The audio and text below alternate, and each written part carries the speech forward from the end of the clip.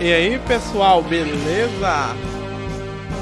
Hoje é o dia de Yom Kippur e estamos aqui para falar desse dia, né? O dia da expiação, um dia muito importante na Bíblia, o dia que o sumo sacerdote entrava no santuário, né? Uma vez por ano para pedir a Deus, o Criador, pelos pecados daquele povo ali, do povo judeu, né? O povo hebreu, na verdade, né? É isso aí. Yom Kippur, o dia da expiação.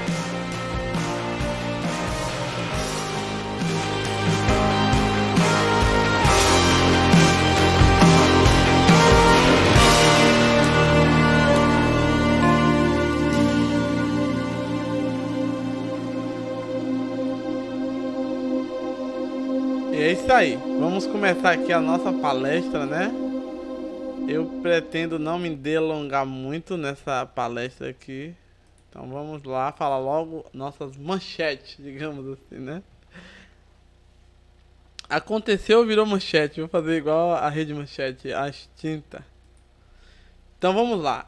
Dia do Yom Kippur. Então Yom é dia e Kippur é do perdão, né? Da expiação. E no português a gente já sabe que é o dia da expiação. Agora eu botei subtemas aí, vamos lá. Por que são usados 2 bodes para o ritual? Aspectos bíblicos desta data. A gente vai conferir isso em Levítico 16. Jesus, o Cristo e Jesus Barrabás. Como assim 2 Jesus? Como assim Yom Kippur no Novo Testamento? Sacrifício humano? Aí eu botei um questionamento embaixo. Jesus o Cristo, Jesus Barrabás. É um déjà vu. Yom Kippur à vista. Aperte os cintos, vamos embarcar nessa viagem. É isso aí, galera. Pois é. Essa é aquela festa judaica que a maioria dos cristãos sabe e não sabe ao mesmo tempo. Ela sabe que está na Bíblia, ela lê direto, ela até fazem conjectura. Os cristãos fazem muita conjectura dessa festa. Mas a maioria nem sabe o que significa e por que ela está ali. Né? Porque na verdade, essa festa aí, no livro de Levíticos, a gente vai ver ali que foi do nada, digamos assim. Logo após aquela morte ali do Nadab e Abiú, aí Deus tá falando sobre a lei de purificação do homem e tal. Aí do nada vem sobre essa festa aí, já cai falando para ter cuidado para não entrar. Logo após a morte de Nadab e Abiú, Deus fala com Moshe, que é Moisés, né, para falar para Arão que não é para ele entrar qualquer hora no santuário. E depois começa a descrever essa festa aí. É uma coisa muito enigmática, né? Então vamos desmembrar tudo isso. Gente, antes de mais nada, eu gostaria de lembrar a todos vocês o seguinte. Eu vou fazer uma série de vídeos para alguns amigos ateus. Eu até falei que eu sei que os papiros, nem todos, do Novo Testamento, eram inteiros. E depois vai ser um códex inteiro, tá? Vou falar um pouquinho sobre isso, né? Agora, eu gostaria de falar para vocês uma coisa. Deus, o Criador, e Jesus, o seu enviado, o seu filho, para mim, ele é real. Né? Quando eu tô sempre falando que eu não divido Deus em 3 e tal, outras coisas, eu não sou obrigado a concordar com um método que me foi apresentado depois do Concílio de Nicéia ou pelos pais da igreja. Tá entendendo? Porque a Bíblia, na verdade, é um código. A gente sabe que é um código truncado ali, tem magia, tem várias coisas dentro desse livro. É um livro até perigoso para quem não sabe o que significa, né? Eu vou até concordar com alguns padres antigos da Idade Média. Nem todo mundo deve ler a Bíblia, se dependendo, viu? Porque ela pode se turbar, porque é algo grandioso, é uma revelação realmente. Esse livro sagrado, quase todos os antigos aí, ele só vem reafirmar que Deus realmente existe, né? Não adianta os ateus quererem inventar muita coisa, né? Agora, é claro que a visão que alguns cristãos ou alguns espíritas, ou alguns eles apresentam de Deus para o mundo, realmente é uma visão muito tacanha, pequena, e que os ateus aproveitam para tripudiar dos textos, né? Mas, vamos lá. Então, vamos falar hoje sobre essa festa do dia da expiação, certo? Que a gente lê muito em Levítico. Agora, antes de mais nada, o que é o dia do Yom Kippur? Deixa eu pegar uma definição aqui mais do dia a dia, né? O Yom Kippur, em hebraico, né? Que é o dia do perdão, né? Que é Yom, o dia, e Kippur, perdão, né? É uma das datas mais importantes do judaísmo. Se não for a mais, eu acho que para ele é a mais. Porque esse é o dia em que o sumo sacerdote, né, eles entravam, eles, né, ou ele. Eles não é que muitos entravam, porque tinha outro sumo sacerdote, né? Mas o dia que o sumo sacerdote entrava lá no Santo Santório, ou Kadosh Kadoshim, ou no lugar santíssimo, né? Então é o único dia que era permitido para entrar. Então, tipo assim, um único dia que Deus permite que alguém entre perto da presença dele, então é o dia mais importante. E eu digo isso porque o livro de Hebreus vai trazer até a morte de Jesus como uma alusão a esse dia. Eu vou até falar sobre isso daqui a pouco. Pra você ver com a importância que tem esse dia. A turma até despreza esse dia, mas é bom tentar entender isso aí, né? Então, para os judeus hoje, eles celebram essa festa uma vez por ano. Claro que eles não entram mais no Santo Santório, porque não tem mais o santuário, né, terrestre. Mas é assim. No calendário judaico, essa festa, no caso esse dia, começa no crepúsculo, que inicia o 10º dia do mês de Tisrei, que é o mês agora de setembro, que é o 7º mês, que coincide com setembro, né? Aí vai setembro, outubro, novembro. Lembra que eu falei para vocês que no nosso calendário o mês de setembro está como o mês 9. No calendário gregoriano, do próprio Gregório, né? Mas a gente tem que entender que o mês é 7 mesmo, por isso que o nome do mês é setembro. Por isso que o outro mês vem outubro, já tá dizendo, é 8. O outro mês é novembro e o outro é dezembro. Resumindo, esses meses têm esses nomes porque é referente a esses números de meses mesmo. O calendário gregoriano que deu essa mudança de empurrar para frente para tentar adequar com o ano zero, né, para corrigir alguns erros, e no final houve essa mudança, mas o nome já está denunciando que é o mês 7, né? Então ele começa no 10º dia, né? Agora começa assim, no pôr do sol, né? O dia para os hebreus é contado de pôr de sol a pôr de sol. Não é como a gente que é 0 hora da noite, tá entendendo? Aí começa do dia anterior até o dia seguinte no pôr do sol, né? É um feriado, digamos assim. E nesse dia, né, nesse feriado, é feito 25 horas de jejum. Mas você fala, Delmo, que loucura é essa? Não é, um dia não tem 24 horas? Tem 24 horas, mas eles fazem 25 horas. Começa 1 hora antes. E é intenso, né? Um jejum e orações. Lembrando que nesse jejum deles não se bebe nem água, né? Se a gente for voltar ali em Levítico, capítulo 23, ele meio que repete lá algumas coisas, né? Mas não dá detalhes como o Levítico 16. É por isso que eu falo. Literatura judaica não, hebraica, ela tem quiasmas, tem coisa. Você vai para um versículo lá na frente que está retornando o que disse agora. Então, a turma tem que saber ler. Ó, no capítulo 23, versículo 27, fala: ora, o 10º dia do 7º mês será o dia de expiação. Tereis santa convocação, e afligireis o vosso espírito, oferecendo ofertas queimadas ao Senhor. né? Então ele repetiu, ele confirmou sobre essa festa, sendo que ele mencionou a primeira vez lá no início. Então é uma repetição, um quiasma, digamos assim, né? Então, resumindo, o dia de Yom Kippur agora em 2021, que é 10 dias depois do Rosh Hashanah, que eu já falei, que foi no dia, logo no início agora, no dia 7 de setembro, né, foi o dia de Rosh Hashanah. Então, o que que acontece? De lá pra cá você vem contando os dias e chega ao dia de Yom Kippur. Entendeu? Que é o, digamos, lá é o início do ano, a cabeça do ano, Rosh Hashanah, cabeça do ano.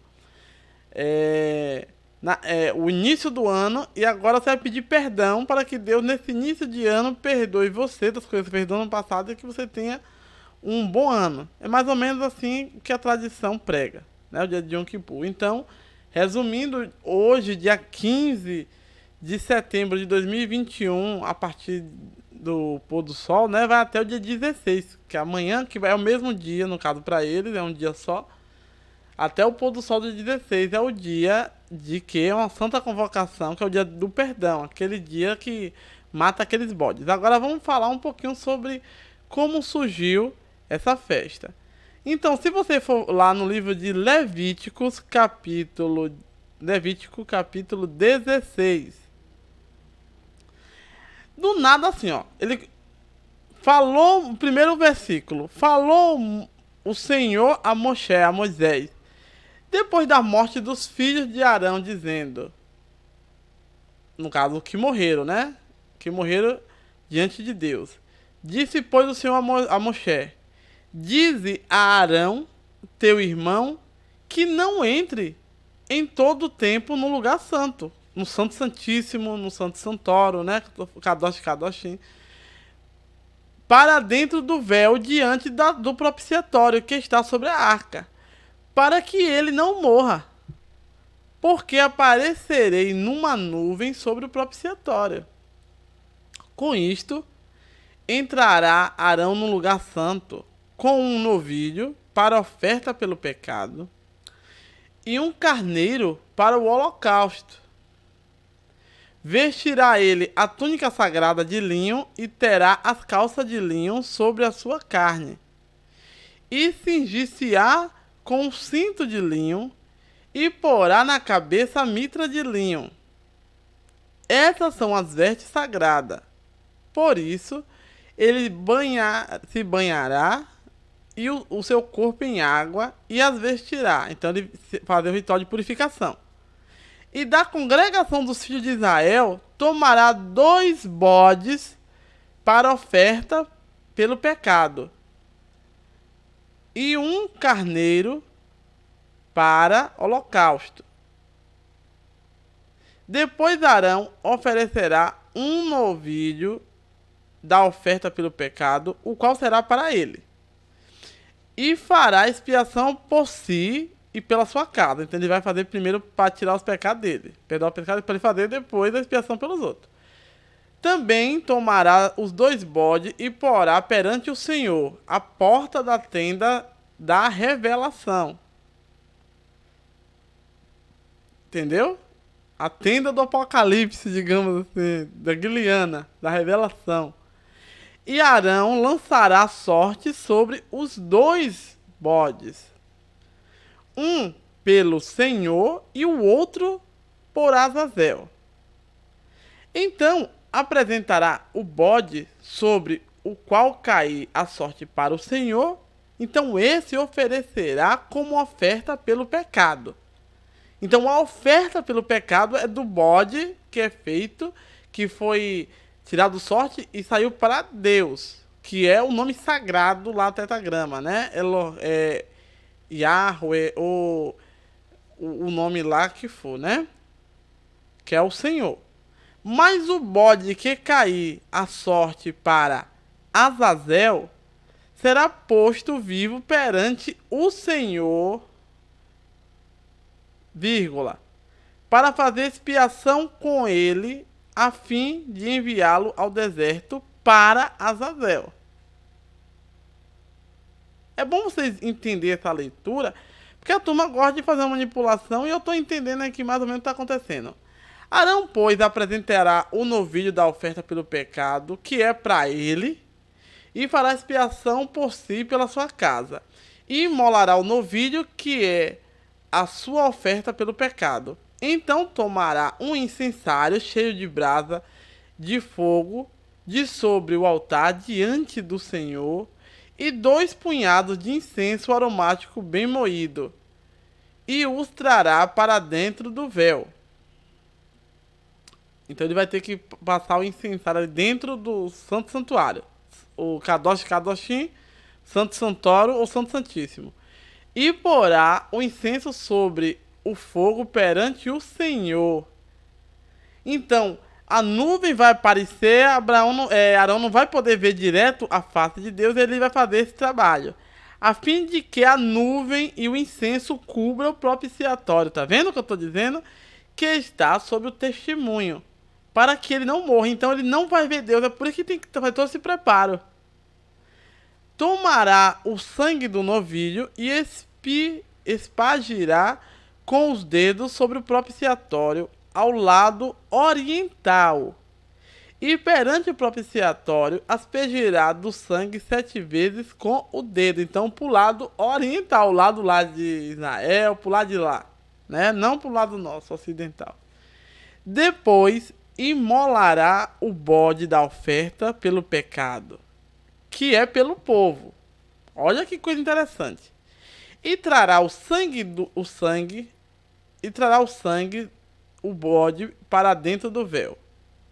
E fará com ele como fez com o sangue do novilho. A mesma coisa, vai aspergir sobre o propiciatório, perante o propiciatório, e fará expiação pelo santuário por causa das imundícias dos filhos de Israel. Então agora vai purificar todo o santuário e pelos filhos de Israel e pelas suas transgressões.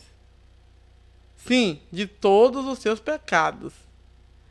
Assim também fará pela tenda da revelação, que é onde foi lançado sorte sobre os 2 bodes lá na frente, que permanece com eles no meio das suas imundícias, porque a tenda da revelação ou da congregação, ela está imunda porque a turma está ali. Nenhum homem estará na tenda da revelação quando Arão entrar para fazer expiação no lugar santo, até que ele saia, depois de ter feito expiação por si mesmo, e pela sua casa, e por toda a congregação de Israel. Então sairá ao altar que está perante o Senhor, e fará primeiro a expiação pelo altar. Tomará do sangue do novilho e do sangue do bode, os 2 sangues, e porá sobre as pontas do altar ao redor. E do sangue espargirá com os dedos 7 vezes sobre o altar, purificando e santificando das imundícias agora dos filhos de Israel.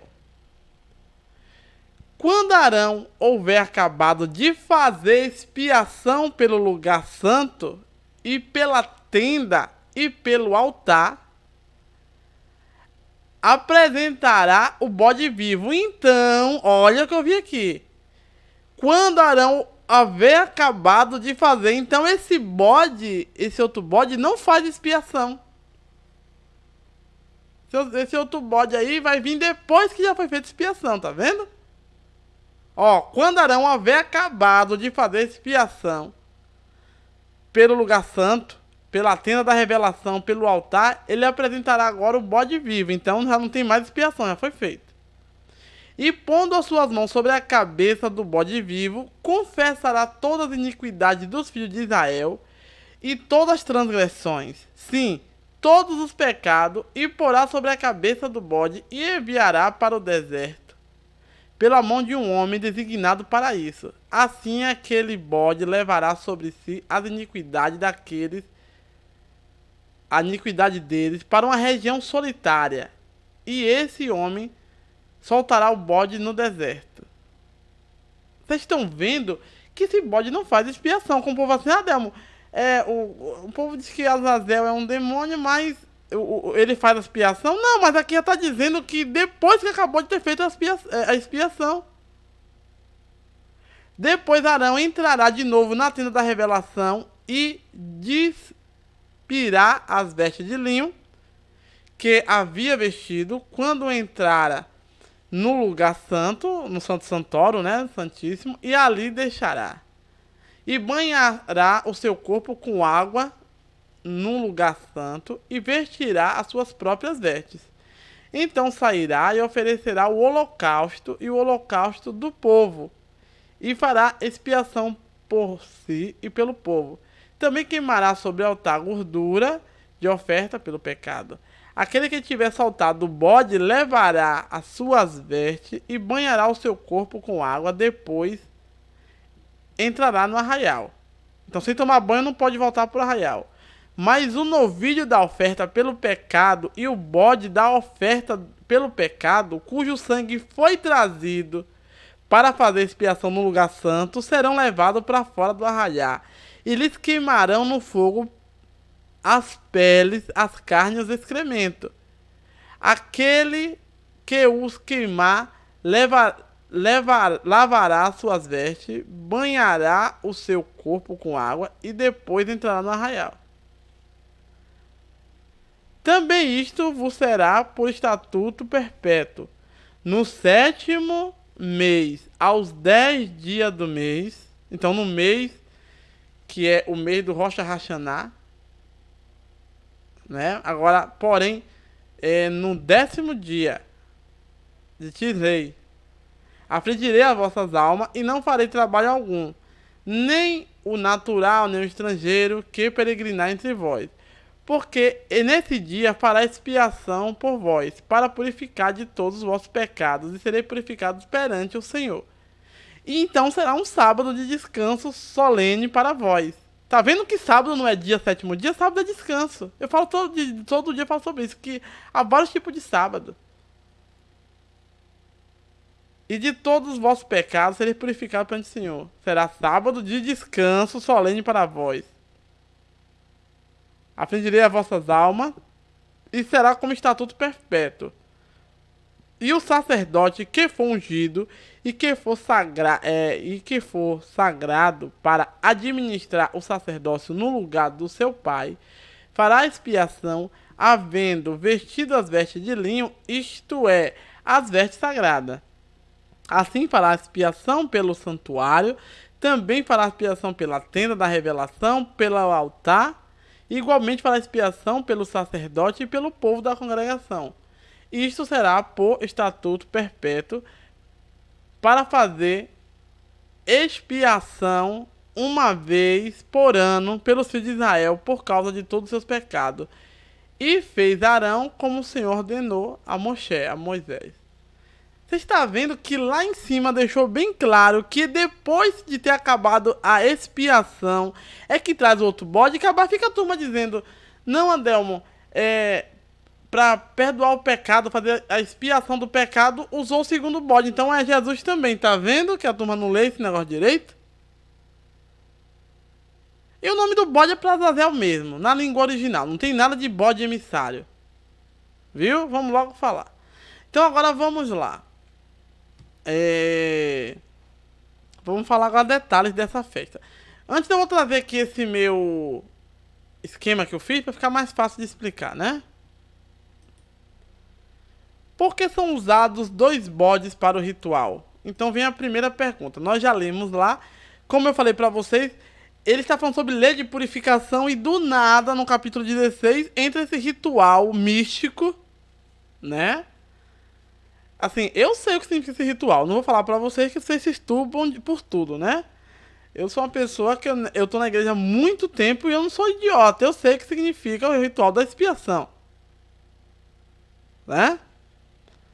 Mas, infelizmente, eu não posso chegar aqui e falar como eu quero falar. Então eu vou ter que ir comendo pelas beiradas, né? Então, por que são trazidos 2 bodes? Geralmente não usa bode no coisa. Se você for olhar ali o dia de Pêssar, que é o dia de Páscoa, vem o cordeiro, né? Só que você já viu que esse ritual é diferente. Esse ritual você traz o novilho, o cordeirinho e depois vem o bode ainda e mata um dos bodes. Então mistura o sangue dos dois animais. Vocês já viram? Porque assim, o novilho, geralmente no ritual de Pessa, de Páscoa, era o patriarca, não era o sumo sacerdote. O patriarca, que representava o sacerdote da sua casa, ele sacrificava o cordeiro lá, o novilho, né? Para o pecado dele e de todo mundo ali, para que o anjo da morte passasse por cima, né? Era um ritual para, na verdade, expulsar aquele anjo da morte que queria passar ali por cima, né? O ritual de Pessa, que é passar por cima, que é o Páscoa, que não sabe. E esse Yom Kippur, ele é um misto de Páscoa com as... você está misturando ali a Páscoa com as atividades do santuário. Porque até ali em Pessa, quando eles saíram, não existia o santuário. Os hebreus não tinham um santuário fixo daquele jeito ali, né?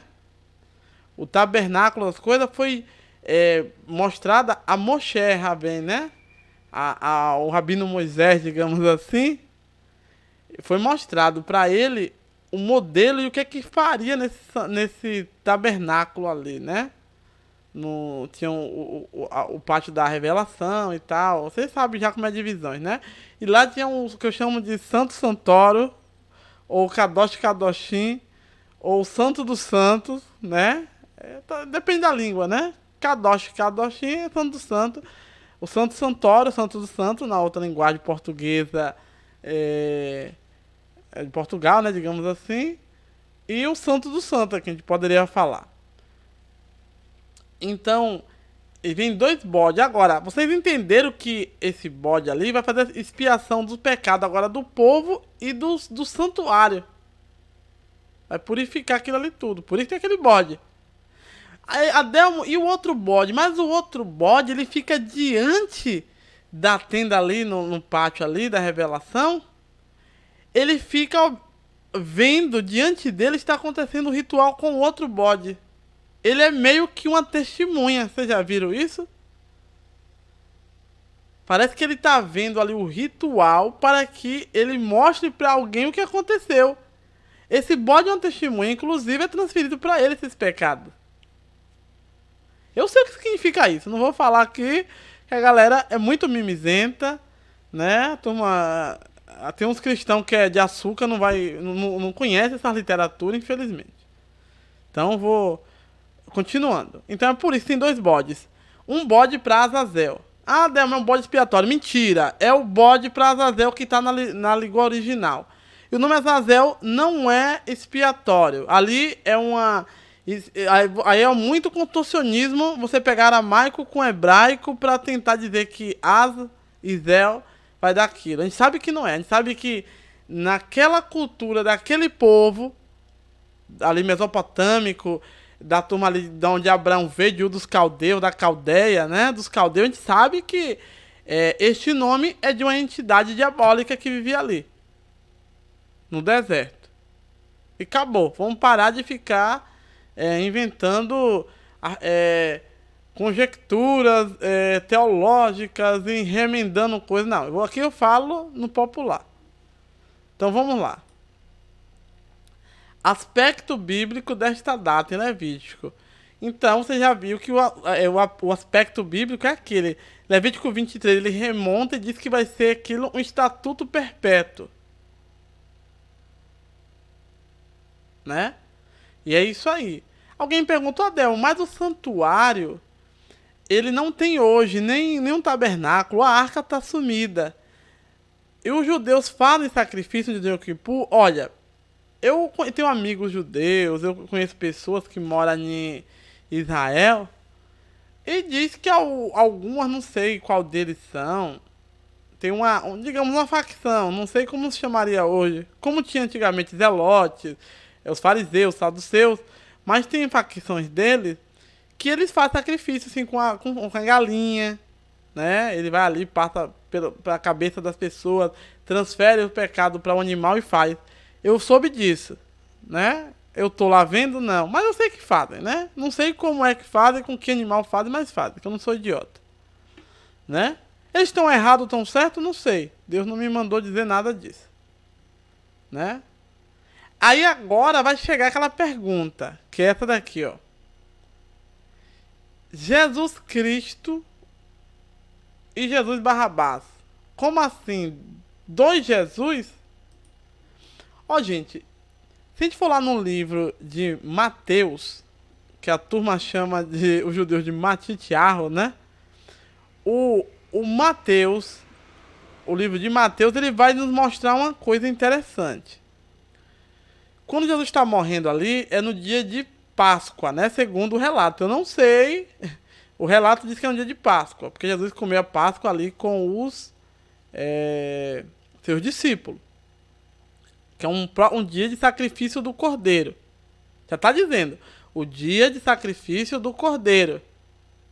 Que vai livrar as pessoas da morte, do anjo da morte.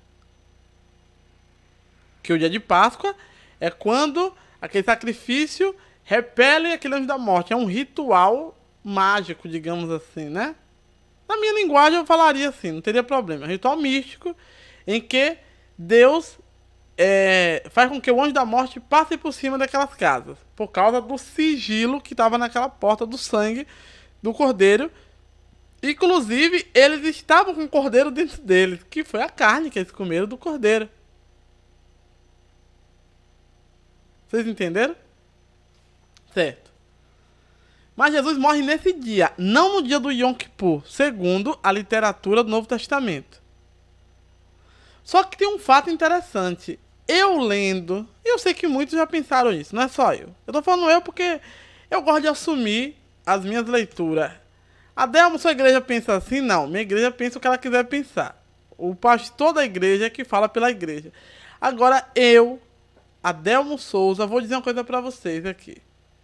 De primeira mão. O que acontece? Eu não sou nenhum idiota. Eu lendo o livro de Mateus, isso já me deu muito dor de cabeça. Eu já li, peguei textos de pergaminhos, eu olhei livros, pra não cair no conto do vigário, mas me parece não, tenho certeza. Então me parece pra turma não querer me atacar.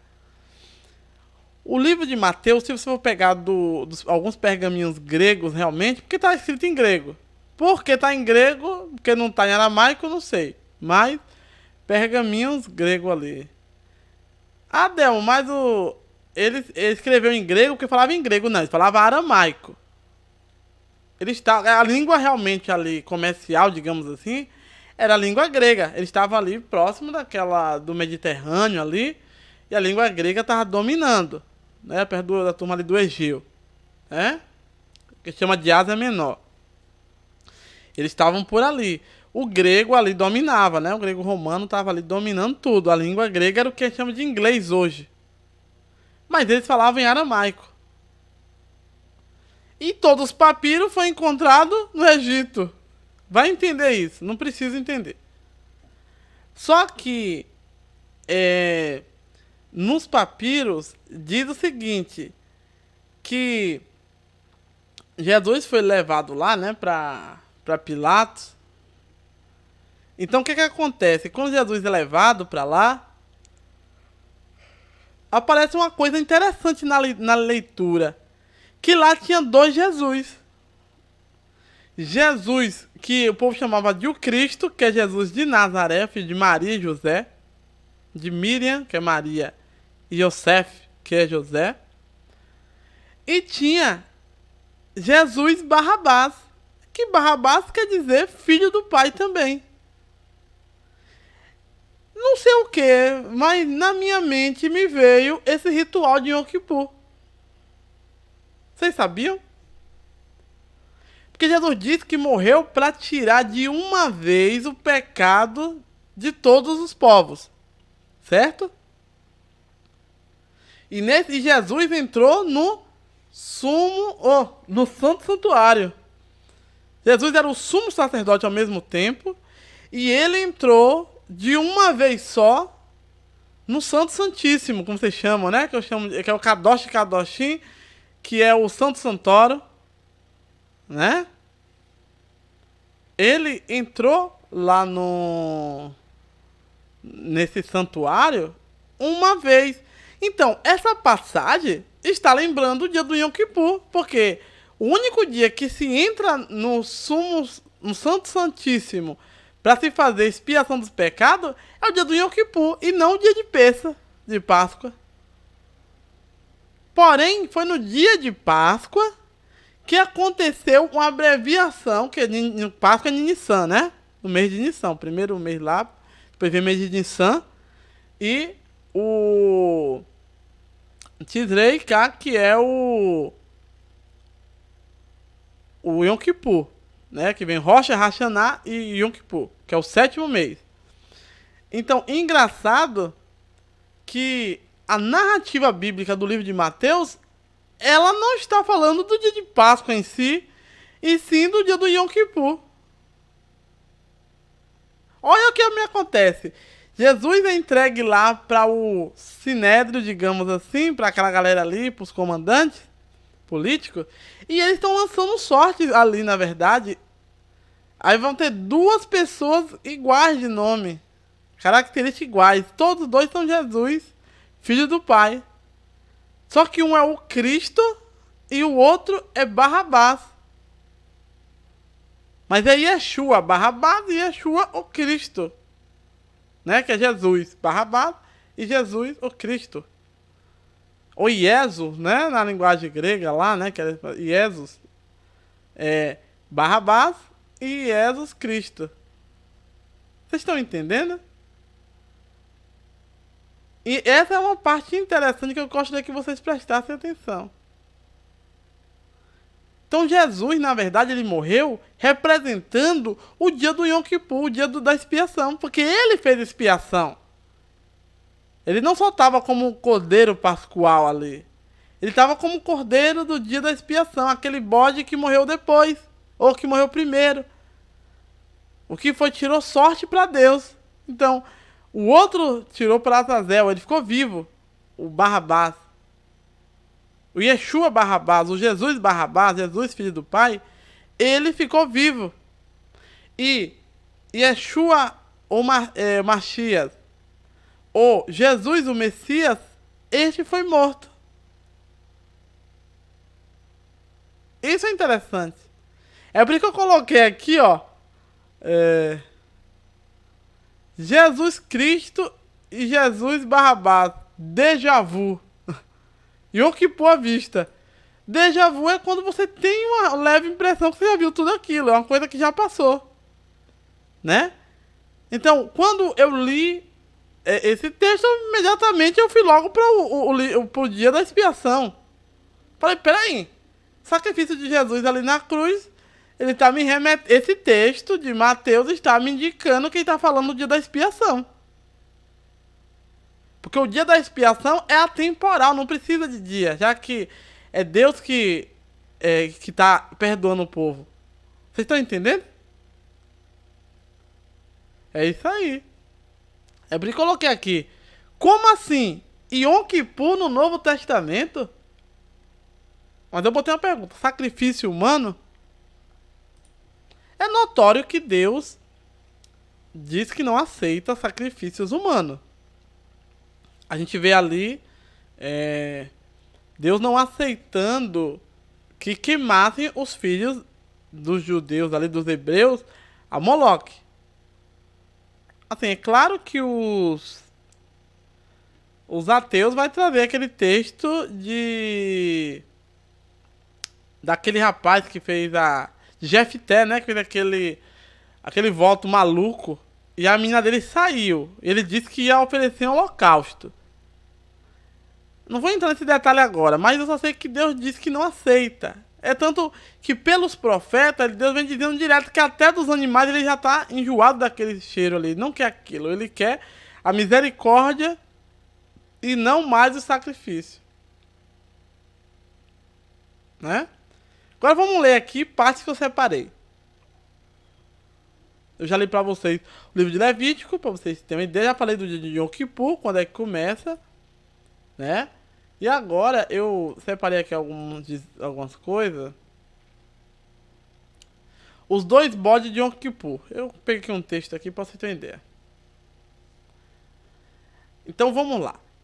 Essa proposta que eu tô aqui, eu quero trazer assim fatos, né, curiosidades que tem a ver ao julgamento e execução de Jesus, o Messias, que é Yeshua, Messias de Israel, né? Então vamos lá. Vamos destacar primeiro o famoso personagem envolto nessa história, que é, como eu falei, Barrabás. Que poucas pessoas sabem que o nome de Barrabás, que é Bar-Abá, que é de origem aramaica, né? Não é grego, é aramaico, que significa filho do pai, né? Bar é o quê? Bendito é tu, Simão Bar-Jonas. Então, Simão, filho de Jonas, não é assim? Então é isso aí. Então, Barrabás, que é o filho do pai. Aba é pai, vocês já sabem. Muito além de ser apenas uma figura coadjuvante, isso na minha visão, na visão de algumas pessoas, de todo mundo das igrejas, não. Eu acho que aquele Barrabás não apareceu do nada naquele julgamento, né? Se a gente for ler realmente com muito cuidado o livro de Mateus, né? Mateus 27, 15, 16, a gente vai ler, você vai ver lá. Ele deixa de ser uma figura coadjuvante, né? E passa a participar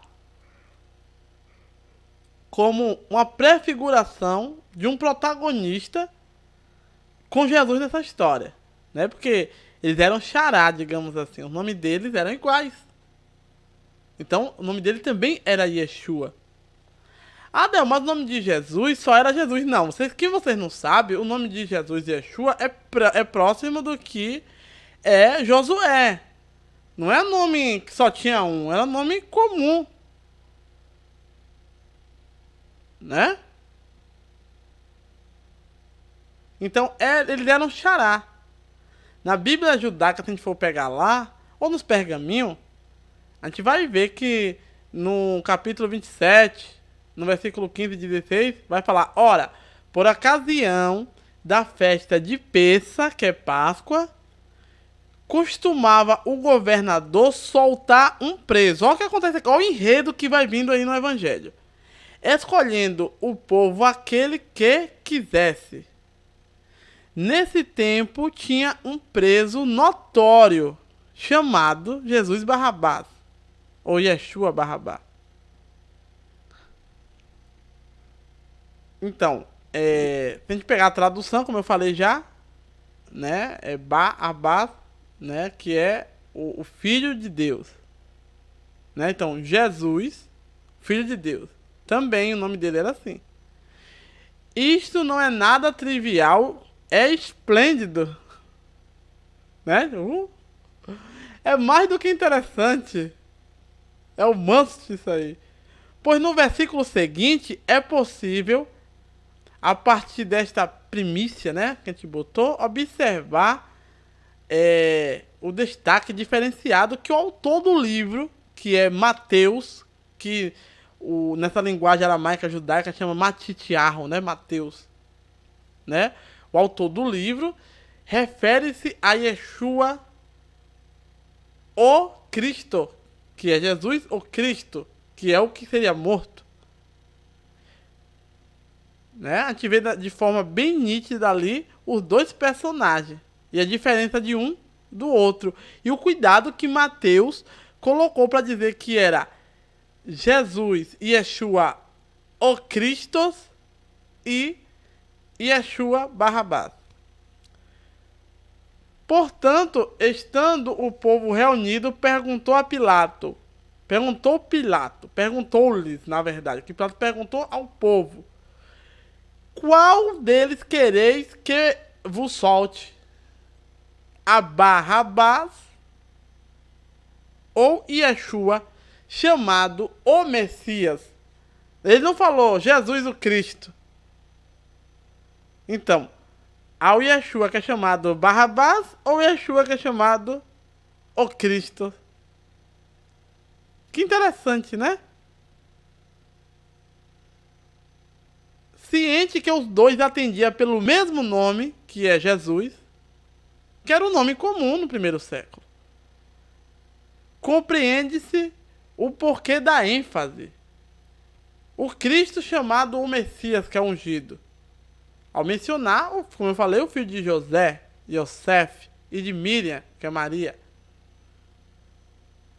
E de forma implícita revelar dois seres com os mesmos nomes. Então são dois seres humanos que são filhos de Deus. Jesus, filho de Deus. Filho do Pai, desculpa, filho do Pai. O que não seria de fato um absurdo, pois na própria Bíblia aparecem outros Yeshuas. Um exemplo clássico é o mago de Atos, capítulo 13 e versículo 6, que é chamado Bar Jesus na escritura cristã, né? Isso é, filho de Jesus. Porque a gente tem que ter um pouco de cuidado, que a gente fala assim, esse nome aí de Jesus não foi usado. Foi usado em vários locais. É que a turma não sabe. Mas existia um mago, lá no livro de Atos fala, né? Que é Bar Yeshua, Bar, filho de Jesus. Né? Um mago lá. Havendo atravessado a ilha toda até Pafos, acharam um certo mago, famoso... Atos 13:6. Havendo atravessado a ilha toda até Pafos, acharam um certo mago, falso profeta judeu chamado Bar Jesus, filho de Jesus. Tebar Rabás, o primeiro nome, e sendo este justamente Yeshua, como sugere a tradução bíblica, é algo plausível, haja vista cumprir uma antiga profecia ritualística no meio sacerdotal de Israel. É por isso que, se você for notar, dizem que Jesus cumpriu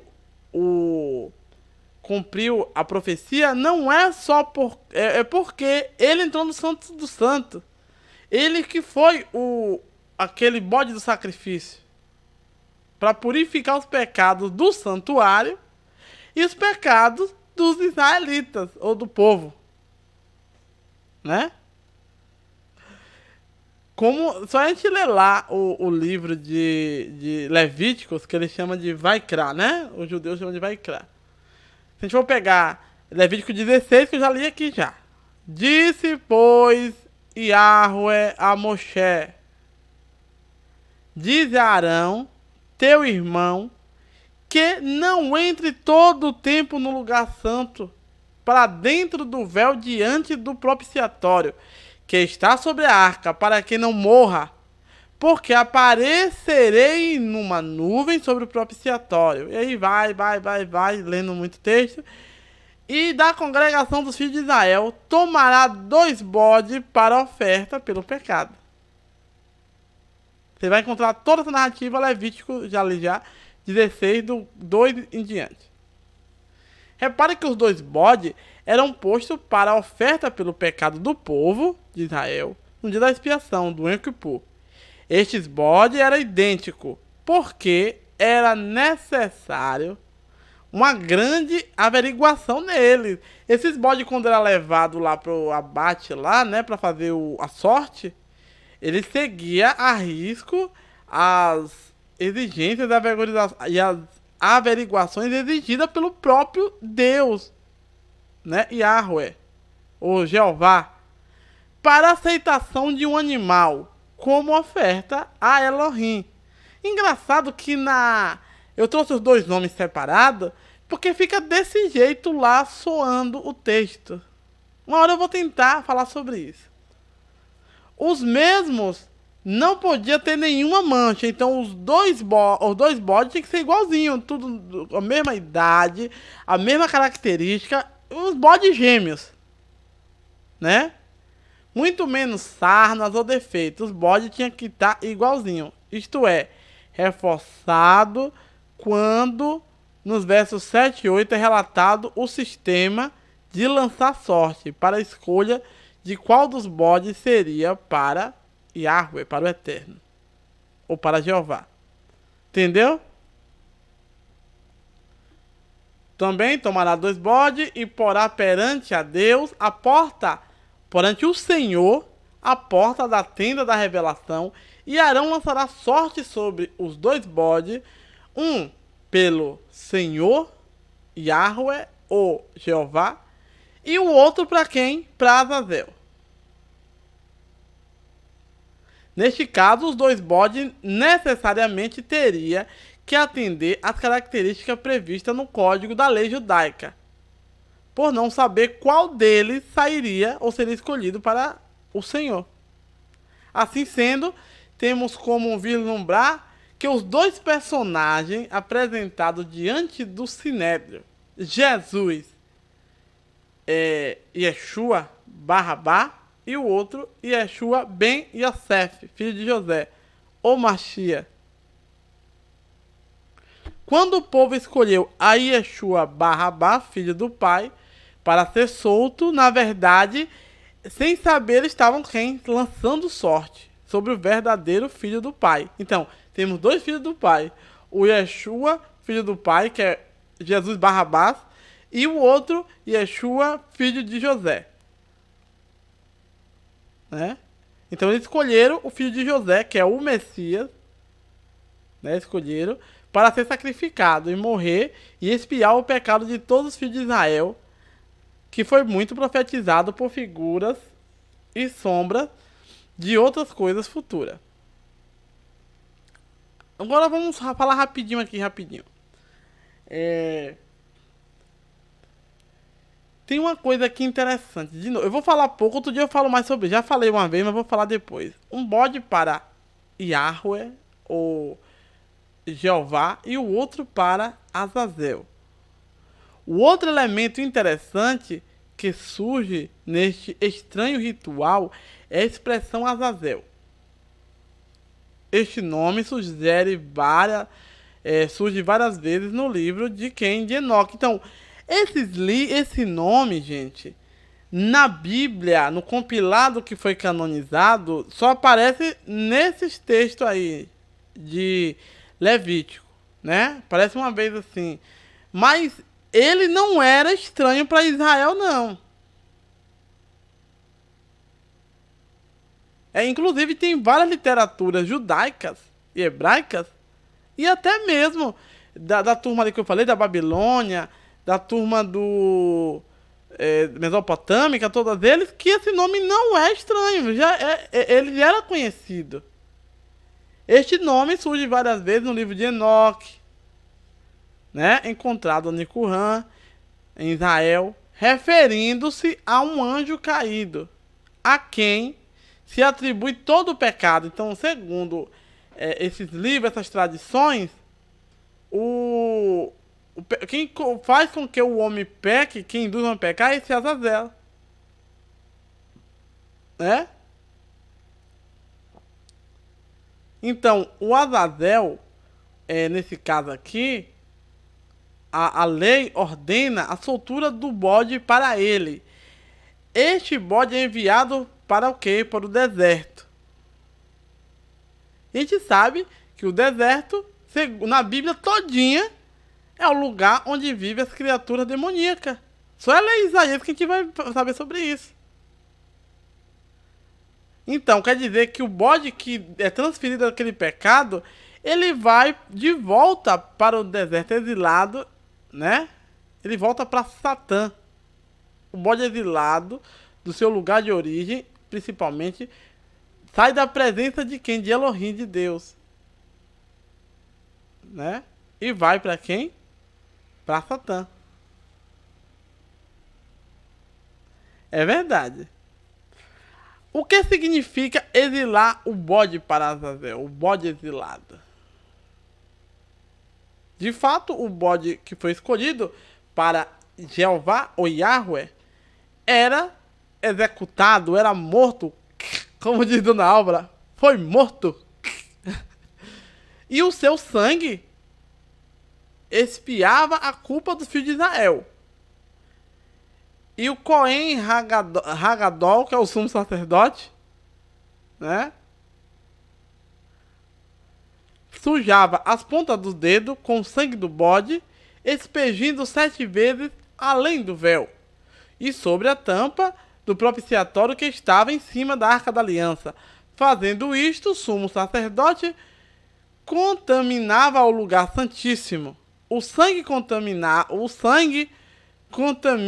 segundo a Torá, segundo o livro, bem como o lugar santo, que da mesma forma era aspergido 7 vezes sobre o altar. A Escritura enfatiza que sem derramamento de sangue não há purificação dos pecados. Logo, o bode para Jeová ou Yahweh, que eles chamam lá de Hashem, né? Que é o nome, que eles, segundo os judeus, não vão falar o nome de Deus, que é o Eterno. Era sacrificado representando Yeshua, que é Jesus, o Cordeiro, que expia o pecado do mundo. Mas o bode para Azazel, todos os anos, não era sacrificado, mas levado diante de Deus. Diante, sai para lá. Diante, antes do ritual realizado com o primeiro bode. Então, para finalizar aqui, para ficar mais fácil, como eu falei, apresentava os 2 bodes ali, né? Como oferta. Aí tirava a sorte. Um era para Deus e o outro era para Azazel. E o outro bode ficava ali diante vendo aquilo tudo ali. Era uma testemunha. E depois que acontecia, depois que acabava de ter sido feito a expiação, o sacerdote no casarão, né? O sumo sacerdote, ele colocava a mão sobre a cabeça, as mãos, né? As 2 mãos sobre o bode vivo e confessava sobre ele todas as iniquidades do filho de Israel e as transgressões e todos os pecados e também do santuário de tudo, né? E enviava o bode para o deserto pela mão de um homem designado, né? É mais ou menos isso que acontecia naquele ritual. É importante realçar que o bode vivo só recebia as transgressões do filho de Israel após o sacrifício do primeiro bode. Eu quero deixar uma coisa clara porque a turma não entende. No livro de Levítico fala, após ter feito a expiação do pecado do povo de Israel, do santuário, da tenda da revelação, da congregação ali, de tudo do pátio ali, né? E do santo santuário, santo santíssimo. Aí ele trazia o outro bode. A turma não sabe ler e fica dizendo que o bode que fazia expiação. Não, fez expiação com o primeiro que morreu. É importante lembrar que o bode vivo só recebia as transgressões dos filhos de Israel após o sacrifício do primeiro bode, que era para o Senhor. Logo, o bode inocente morria para pagar os pecados de Israel e o bode vivo agora era imposto às mãos e confessado, ele recebia o pecado e a culpa. Então ele já não era mais puro, fazendo dele o responsável pela iniquidade de todo o povo. Então esse bode era para Azazel. Depois do ritual, era considerado o único responsável e culpado por tudo, e deveria ser solto no deserto, bem longe do arraial de Israel, mandando esses pecados bem para longe. Isso assinalava em linguagem figurativa que os pecados dos filhos de Abraão, havia sido extirpado do meio do arraial através da partida desse bode transgressor. Vocês estão entendendo? Então, o único culpado do homem pecar agora é quem é Satã, o acusador, o adversário. É desse jeito que funciona. Uma hora eu vou falar um pouquinho mais para vocês não ter dúvidas sobre essas questões, né? Então, é isso aí que eu queria falar, né? Para vocês. Então, esse é o dia do Yom Kippur. Para os judeus, esse dia do Yom Kippur, como eu falei, é o dia do... Eu estou agora no meio do Yom Kippur, praticamente, né? Então, o que acontece? Tem a comida já certa de Yom Kippur, né? Na verdade, para comer depois, né? Porque eles não comem, no caso... Começou, no caso, hoje, dia 15, 6 horas da tarde, 5h40, depende da hora do pôr do sol, né? Não tem horário. E vai até amanhã o pôr do sol. Então eles vão ficar em mais uma hora, né? No caso, 25 horas de jejum total, só orando e pedindo perdão, confessando os pecados. Eles vão ali, que é para no final Deus perdoar esses pecados dele. Para nós que temos Jesus como nosso Messias, ou como o bode que foi morto por nós, o Cordeiro Pascual, então o que acontece? Nós já nós temos que confessar para Jesus nossos pecados também. Que a gente peca todo dia. Confessar para Jesus para que nós possamos mudar. É difícil isso, viu? Mas é assim.